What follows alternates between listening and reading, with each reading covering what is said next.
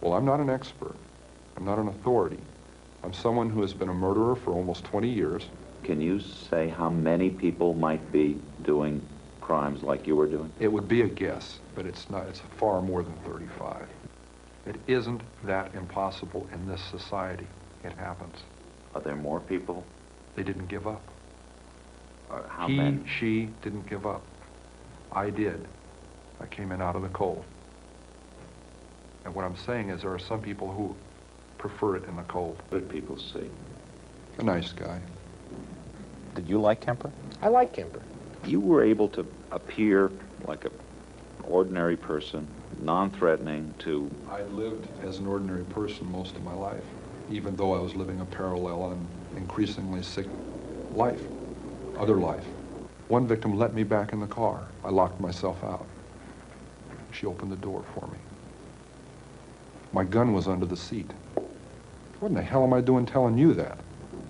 Am I a masochist? Am I looking to be tormented further?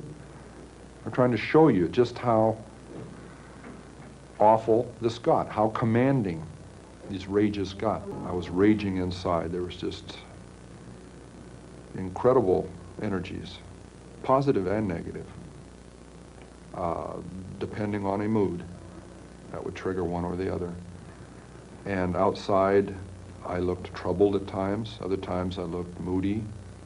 Other times perfectly serene. Not very sane. But again, people weren't even aware of what was happening. In 1972 and 1973, a series of murders shocked Northern California. College girls began to disappear while hitchhiking. 2 of the victims were picked up from the campus of the University of California at Santa Cruz. That's where Ed Kemper's mother was working as an administrative assistant. You were involved in the campus because your mother worked there. Yes. I was also involved in killing co-eds because my mother was associated with college work, college co-eds, women, and had had a very strong and violently outspoken position on men for much of my upbringing. My mother was a sick, angry, hungry, and very sad woman. I hated her, but I wanted to love my mother. And I watched the alcohol increase. I watched her social life drop off. I watched her get bizarre.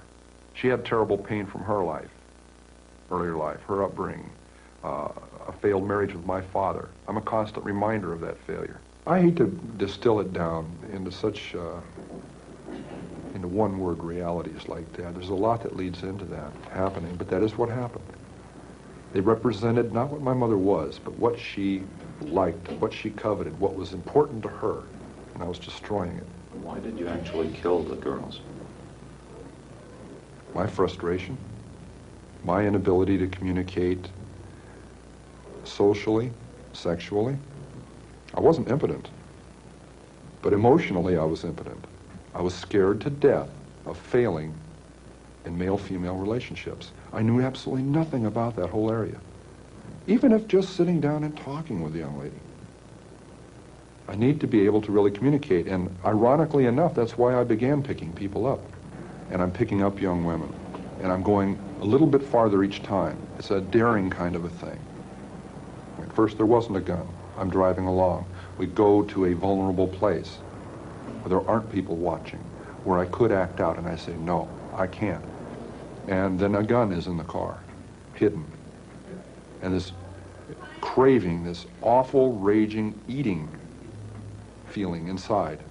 I could feel it consuming my insides, this fantastic passion. It was overwhelming me.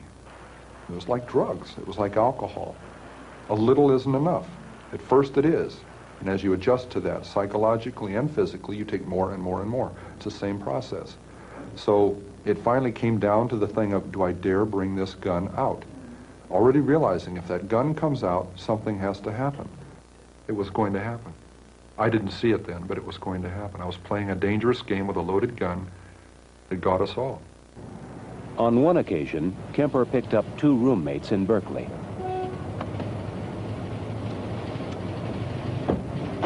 in that first killing in May of '72.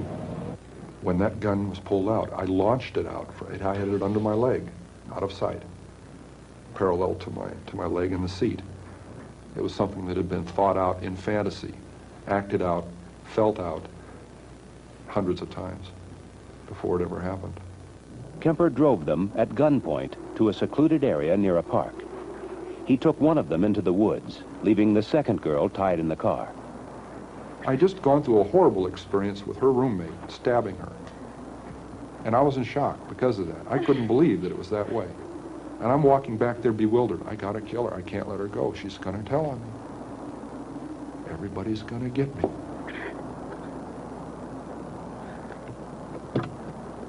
She sees the blood on my hands. What are you doing? And she pulled back and she gasped. And I think, whoa, I don't want her to know what happened. I said, your friend got smart with me. She'd been getting really smart with me a lot, but I never hit her. I killed her, but I didn't hit her. I said, your friend got smart with me and I hit her. I think I broke her nose. You better come help. She's about to die. Why does she have to know that? I couldn't deal with telling her that. And when I attacked her, she didn't at first realize what was happening. It didn't go through. She had very heavy coveralls on. It knocked her right up into the lid of the car, but it didn't pierce the clothing. So it wasn't that swell a knife anyway. I went out and bought a pawn shop huge knife. And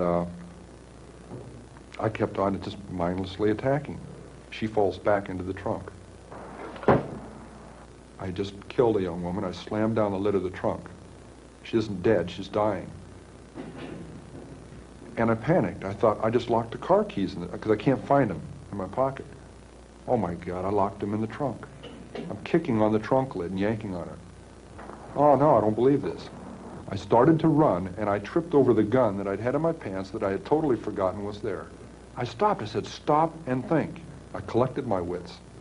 Check all your pockets. I picked the gun up. I stuck it back in my pants, now remembering I had one. I checked all my pockets, and there's the keys in the back pocket. I never put them in my back pocket. Everyone makes mistakes, and that's what we have to hope for. The more mistakes they make, the better their chances. I thought I was pretty slick, and went and tripped all over myself. That first two murders, the first 24 hours, there were 3 clear times I should have been busted, and I wasn't. Because 3 different individuals or 3 different groups of people got scared and minded their own business and looked the other way. Some of the people who are committing murders, even as we speak, if they're doing it by themselves and they tell no one about it, they could go on undetected until they decided to stop. And the police wouldn't catch them unless we just happened to roll up on them while they were doing it.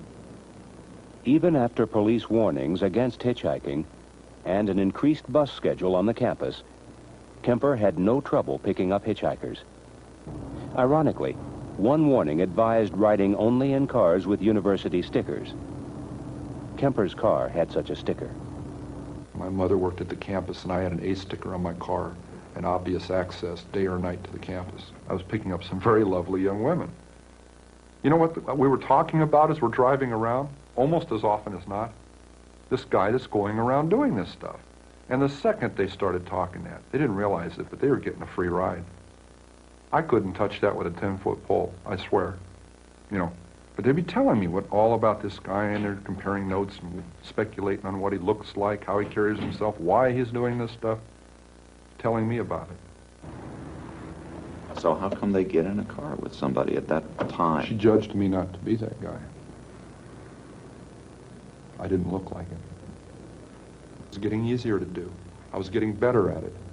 I was getting less detectable. I started flaunting that invisibility, severing a human head, 2 of them, at night in front of my mother's residence, with her at home, my neighbors at home upstairs, their picture window open, the curtains open, 11 o'clock at night, the lights are on. All they have to do is walk by, look out, and I've had it.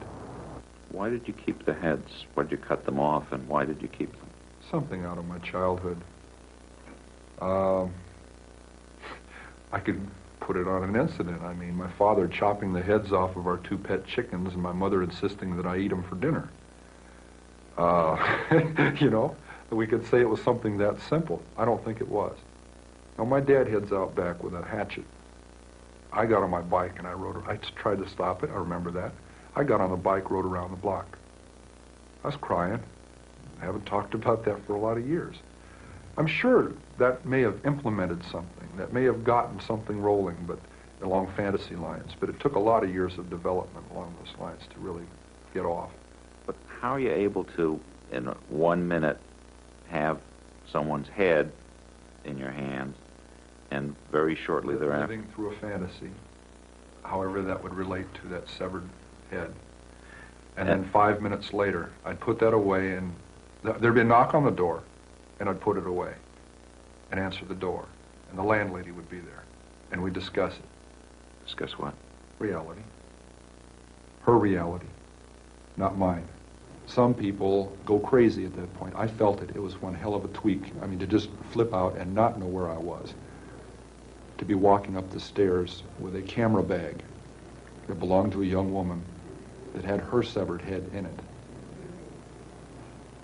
Walking up to my apartment, past a happy young couple coming down the stairs who nodded and smiled at me as they went by. Good evening. And they're going out on a date where I'd love to be going. And I'm aware of both of these realities, and the distance between those two is so dramatic, so amazing, so violent, that really, I could feel the wheels squeaking inside. That was really pulling on it. And I imagine at that point some people break. But I didn't literally go insane. I didn't get lost. And all this time, Kemper was able to seem normal. He even hung out at a bar across the street from the courthouse, making friends with policemen, trying to pick up information. They'd buy me a beer, I'd buy them a beer. Casual relationships, but I was poking around a little bit trying to find some things out. I knew they wouldn't be privy to hot information, but there were some things that were bothering me, like were there any speculations on how they were dying. Did the cops like you? Like I said, a friendly nuisance. I got in the way, and it was deliberate. Again, friendly nuisances are dismissed. How did you get the knowledge to outsmart the police? Watching television, believe it or not. Joseph Wambaugh, police story. Got some tremendous insights into not just the gimmicks, the actual things, the tidbits that you would pick up from their procedures, but the mechanics behind that, the logic behind it, was I would not allow myself to walk into even a potential trap of behavior. And one of those was talking about those crimes too much to people, initiating conversations about that. There was a memorial service for 2 of the victims. Yes, Were you tempted to go? yes. But I'd seen one too many episodes of one too many crime shows where that is one of the available resources for clues. Tracking down the attenders. One man taking pictures of the people there to eliminate as potential suspects. some police department, now they actually came to your house to pick up a handgun. Sheriff's representatives. One of the detectives was upset because he heard I had a .44 Magnum pistol and was a convicted man. He came to take the gun away, and it was on he and his sergeant detective. They were staking out the wrong house. It was across the street, and I'm playing around with the car, standing next to the gun in the trunk. They come over and ask me about, excuse me, sir, do you know who lives in this house across the street here? Well, that house was 609 Harriet. You cross back over to this side into 609 Ord, and they were looking for me and didn't even know that, see what I mean? Bad news. Well, at any rate, we walk into the house to have them ask my mother about this other house, and I'm saying, hey, which 609 are you looking for? And they said, are you Ed Kemper? Yes. And it goes on. And I needed to find out what they were looking for, the murder weapon, the .22 automatic, or the .44 Magnum, and I don't want to advertise that I've got a whole bunch of guns. So I made a comment to divine between the two. And I said, yes, quite a little gun, isn't it? And he retorted, a .44 Magnum, I hope so. And I said, whew, okay, because that loaded .22 was under the front seat and guaranteed me an arrest right on the spot.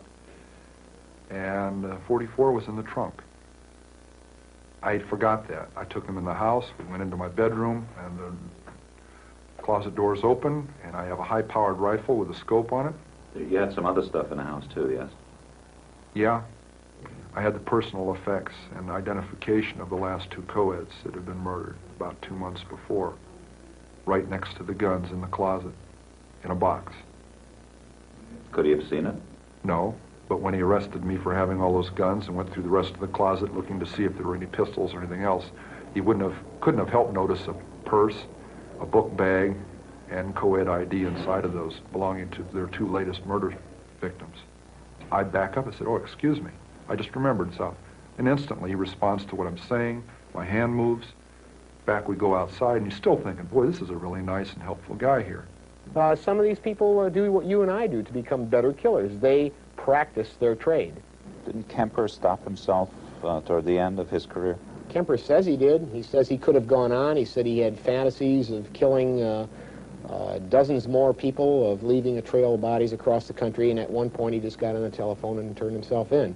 He said it was time for the killing to stop. In his case, he said publicly that it was his mother that he was killing all along, and when he killed his mother, that was the end. It's a very deep psychological observation from himself. It may be very accurate. It was springtime. It was April. And for 2 months I hadn't killed. And I said, it's not going to happen to any more girls. It's got to stay between me and my mother, and I can't get away from her. We're still fighting. She's still belittling me. I'm like a puppet on a string, and I entertain her. She knows all my buttons, and I dance like a puppet with that pain. And it had even gotten physical, to where I had physically grabbed her and thrown her onto her bed, trying to emphasize a point that I was threatening to kill her. So here I pick up these two young ladies in Berkeley on Ashby Avenue. One has flowers in her hand, petite little dolls. They're in granny dresses, and they're hitchhiking, a couple of real experts. I want to see how together I am, if I can resist this temptation. You going to Walnut Creek? Great.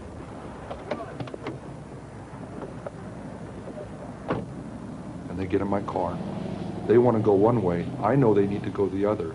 If they go the way they're insisting on, we're headed right back out to where the first two co-eds were murdered. And I'm saying to myself, oh my God, all I got to do is relax, and they'll take me to their death. I've got the gun in the car, the same one I've been doing it with. I insisted. As gently as I could, I took them where they needed to go, to their college.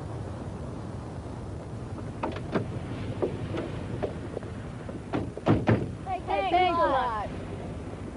That was 1 week before I murdered my mother. I said, she's got to die, and I've got to die, or girls like that are going to die. And that's when I decided I'm going to murder my mother. I knew a week before she died, I was going to kill her. And she went out to a party, she got soused, she came home, went to sleep. I was woken up by that, came out. I walked up to her bed. She's laying there reading a paperback, as many thousands of nights before. And she said, oh, I suppose you're going to want to sit up all night and talk now. Shit. And I looked at her, I said, no. I said, good night.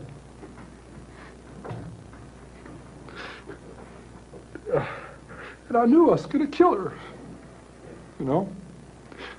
And I was so cold, it's so hard.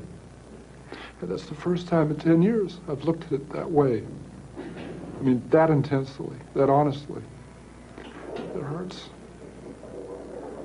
Because I'm not a lizard, I'm not from under a rock. I came out of her vagina, see? I came out of my mother. And in a rage, I went right back in. For 7 years, she said, I haven't had sex with a man because of you, my murderous son. It was one of our arguments. And I cut off her head, and I humiliated her corpse. I said, there, you know? A 6 young woman dead because of the way she raises her son and the way her son is raised, the way he grows up. And what's her closing words? I suppose you want to sit up all night and talk. God, I wish I had. Your grandmother and her daughter-in-law, your mother, were two women very important in your life. And you killed them both. Could you say what they were like that led them to the same fate? Same thing that kept them from ever being friends. They were both aggressive, matriarchal women. They'd been the daughters of strong matriarchal women. I still loved my mother, and it's hard for somebody to comprehend that you murder your mother through love. It isn't a rational process. It's a very painful process. It isn't rational, and I've got to still live with that. Why did you wind up giving yourself up? It had to stop. It had to stop. Once my mother was dead, there's almost a cathartic process at that point. I got physically ill right then, when she died, when I murdered her. And once she was dead, there was no way I could back out. I had backed down from giving up 1,000 times. You know, I just used to get drunk and go sit out in front of the sheriff's department in a parking lot across the street on one of those little concrete parking berms, and I just sit there and say, no, I still can't. The clanging doors, I could still hear them. No, because it'll never open again. You know, so I rationalized that to give up would be insane. To give up would be crazy. I'd be giving away my freedom, and I don't need to. But I look back on that and wish I had earlier, when I was saying those things to myself. The people who were later dead wouldn't be. The regret that came later would have not had to be. Those people, not things, those people would still be with their families, with their loved ones. They would have their own families. If I had had the courage to make that decision, instead of painting myself into the corner. Where might you be if you'd never given in to the impulse to murder? Where might I be? If my parole had been successful, I believe I'd be married, I'd have children, I'd be heading toward my first grandchildren.